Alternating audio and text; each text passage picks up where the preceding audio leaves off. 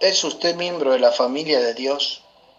La Biblia viene comparada como una familia en Efesios 2:19 y dice que ya no somos más extranjeros, sino conciudadanos de los santos y miembros de la familia de Dios. Y mire, cuando la Biblia habla de la iglesia, en el Nuevo Testamento siempre se refiere, o la mayoría de las veces, a una iglesia local. Y mire, es nuestra responsabilidad encontrar esa familia y tomar la decisión: ¿dónde me voy a congregar? Voy a ser parte de esa familia donde voy a encontrar un compañerismo, un amor, un amigo, quien me ayude a crecer espiritualmente, donde me voy a poder comprometer para servir a Dios. Bueno, lo triste es que hoy sucede que hay muchos que no han tomado esa decisión y andan de aquí para allá. Es ahí donde usted y su responsabilidad, cómo lo van a alimentar espiritualmente, cómo usted va a desarrollar su talento, su vida espiritual, cómo tiene que llegar a ser exitoso, cómo va a crecer. Mire, la iglesia primitiva nos da un ejemplo.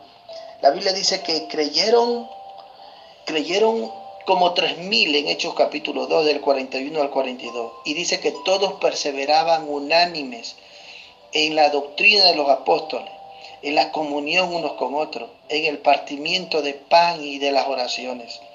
Era gente que había entendido cómo tiene que funcionar y vivir la iglesia. Tenían un compañerismo.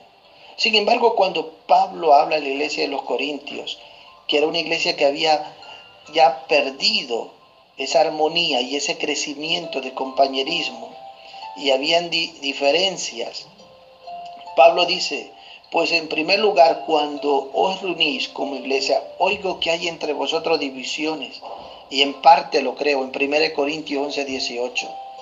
Mire, había un problema, grupos que se separaban, que hacían diferencia los unos de los otros.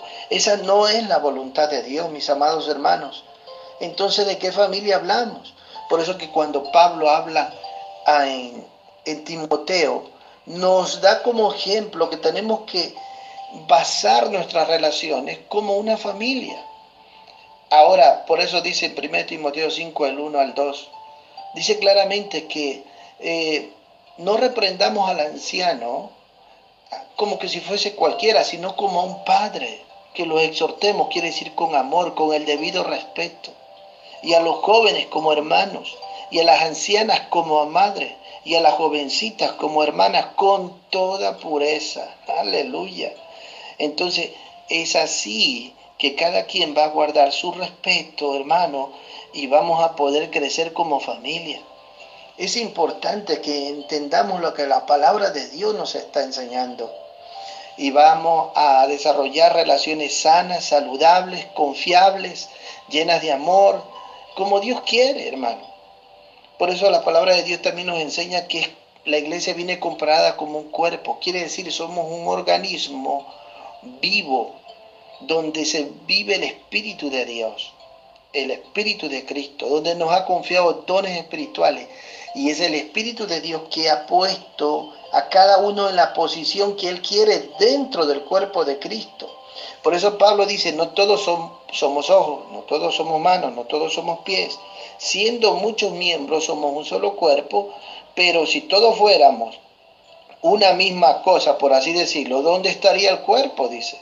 Entonces yo quiero que usted lea en 1 Corintios del 12 capítulo 12 del 19 al 26 esto, cómo Dios ordena el cuerpo. Así que, hermano, Dios es el que se encarga de poner a cada quien en su puesto, ¿eh? Para que trabaje bien y funcione y sea activo miembro del cuerpo de Cristo. Ahora, la Biblia también viene comparada como un rebaño. Cuando Jesús resucitó, se le apareció a Pedro, que lo había negado 3 veces, y le dijo: me amas, me amas, me amas. Y a la tercera vez él se entristeció porque le decía si lo amaba. Y le dijo: mira, si tú me amas, apacienta mis ovejas. En Juan 21:17. Entonces la iglesia es cuidada o guiada por pastores. Y la palabra pastor, del griego poime, significa cuidar un rebaño. Y cuando Pablo habla a la iglesia de Éfeso, dice a todos los que estaban adelante, por tanto mirad por vosotros y por todo el rebaño que el Espíritu Santo os ha puesto por obispos para apacentar la iglesia del Señor, la cual no con su propia sangre. La iglesia de Cristo, hermano, en Hechos 20:28. Y entonces la palabra obispo, del griego episcopos, epi significa estar por encima, y escopo significa ver, quiere decir vigilar. Y Pablo le estaba rogando a los ancianos que esa era su función, vigilar, alimentar la grey de Dios, cuidar de que ellos crezcan. Y Pedro dice que hay que hacerlo dando el ejemplo en primera de Pedro 5 del 1 al 3. No por ganancia deshonesta, dice, sino con ánimo pronto, voluntariamente. Entonces es importante que vivamos así, siendo ejemplo los unos de los otros y viviendo como familias. Señor, ayúdanos verdaderamente a vivir tu palabra en el nombre de Jesús. Amén.